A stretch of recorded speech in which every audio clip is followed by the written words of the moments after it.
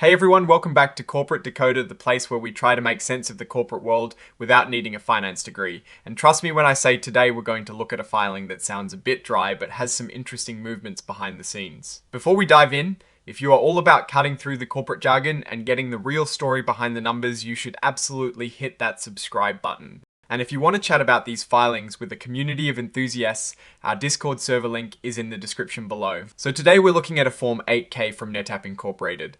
Now this isn't a super detailed financial report like a 10K or 10Q.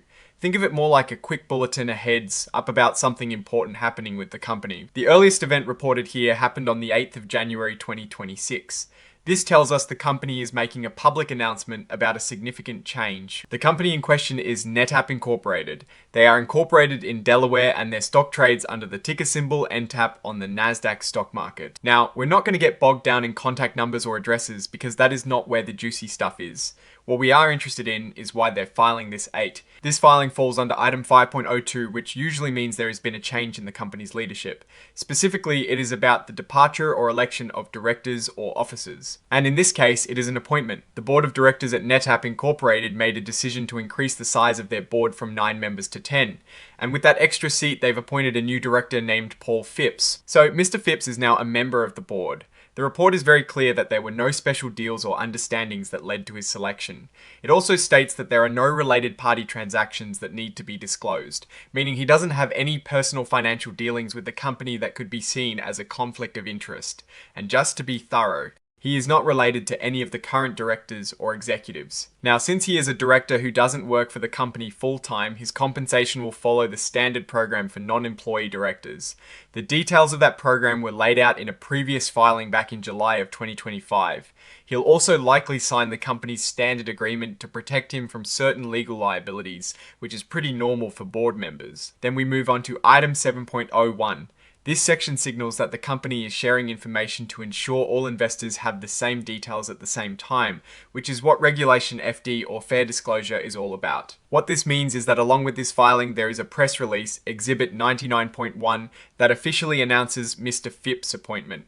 This is basically their way of saying, hey, here is the official word, and we want everyone, big and small investors alike, to have this news simultaneously. The information in that press release is being incorporated into this report. And finally, item 9.01 just details the exhibits that are part of this filing. The main exhibit here is Exhibit 99.1, which is that press release dated the 12th of January 2026 announcing Paul Phipps joining the board. And the signatures at the end are just the official sign-off from someone at NetApp Incorporated.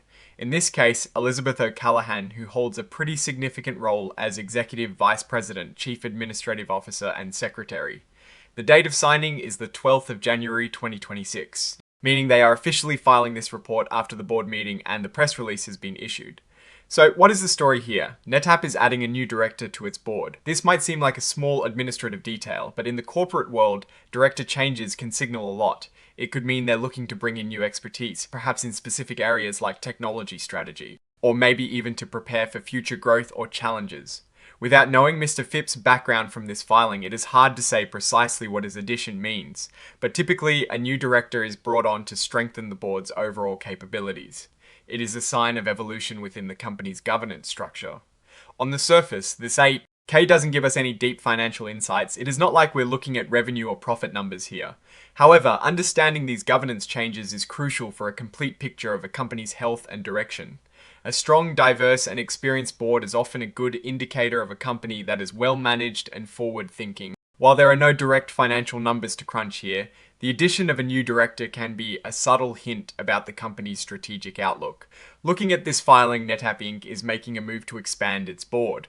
This is a positive sign of proactively strengthening its leadership team, while this filing itself doesn't provide financial data. It underscores the importance of governance in business success. A well-structured board can guide a company through complex market dynamics and identify new opportunities or mitigate risks effectively. In essence, bringing on a new director like Paul Phipps, especially in today's fast-paced tech environment, suggests NetApp is focused on enhancing its decision-making capabilities. What is your take on this board expansion? Does it suggest a new strategic direction for NetApp, or is it just routine governance? Let us know your thoughts in the comments below. If you found this deep dive into corporate filings helpful, please give this video a thumbs up. And make sure you are subscribed for more insights, and don't forget to join our Discord community. The link is in the description. Thanks for watching, and we'll see you in the next one.